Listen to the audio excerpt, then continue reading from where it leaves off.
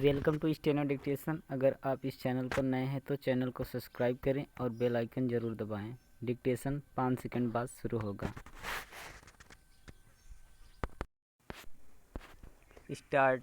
भारत में आत्मघाती हमले की तैयारी कर रहे इस्लामिक स्टेट के एक आतंकी का रूस में पकड़ा जाना खतरे की एक नई घंटी है। यह शायद पहली बार है जब कोई आतंकी रूस के रास्ते भारत आकर आतंकवादी हमले को अंजाम देने की फिराक में था। रूस से प्राप्त जानकारी के अनुसार पकड़ा गया आतंकी मध्य एशिया का है और उसने तुर्की में प्रशिक्षण प्राप्त किया था। इसका मतलब है कि तुर्की आतंकियों के प्रशिक्षण का अड्डा बना हुआ है। ध्यान रहे कि राष्ट्रपति एर्दोगन के सत्ता में आने के बाद से तुर्की में चरमपंथ बढ़ा है।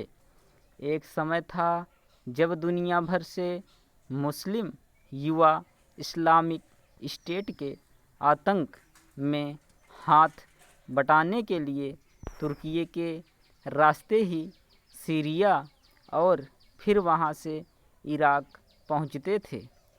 तुर्की की इस्लामिक स्टेट के प्रति नरमी किसी से छिपी नहीं।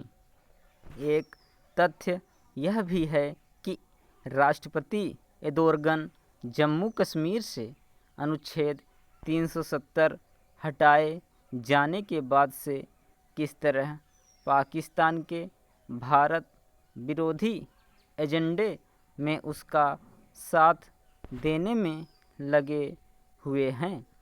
वह सऊदी अरब के वर्चस्व को चुनौती देकर इस्लामी जगत का अगुआ बनने के लिए भी बेचैन हैं।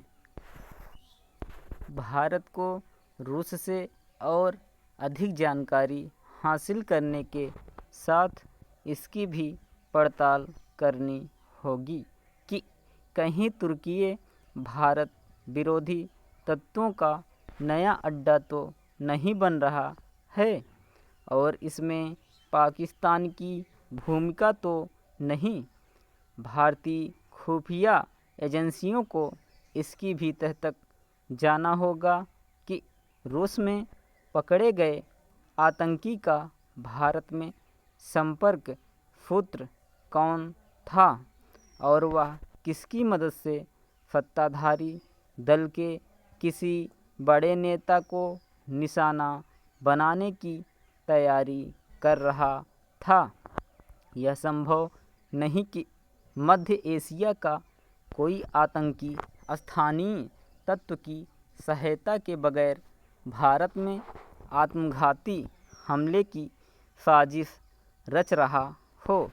रूस में पकड़े गए आतंकी के भारत स्थित मददगारों के सक्रिय होने की आशंका इसलिए भी है क्योंकि केरल, कर्नाटक और देश के दूसरे हिस्सों से इस्लामिक स्टेट के कई आतंकी गिरफ्तार किए जा चुके हैं। इनमें से कुछ ऐसे हैं जो अफ़गानिस्तान जाने की ताक में थे। भारत इसकी अनदेखी नहीं कर सकता कि अफ़गानिस्तान में इस्लामिक स्टेट की सक्रियता तेज़ी से बढ़ रही है और फ़िलहाल यह नहीं कहा जा सकता कि तालिबान इस आतंकी समूह पर लगाम लगाने में सक्षम है। भारतीय खुफिया एजेंसियों को देश के भीतर सक्रिय उन तत्वों पर भी नज़र रखनी होगी जिन्होंने नुपुर शर्मा प्रकरण को लेकर मुस्लिम देशों में भारत के खिलाफ माहौल बनाने का काम किया। यह चिंता की बात है कि इंटरनेट मीडिया ने केवल दुष्प्रचार में सहायक बन रहा है, बल्कि कट्टरता को बढ़ावा देने के साथ आतंकियों की भर्ती में भी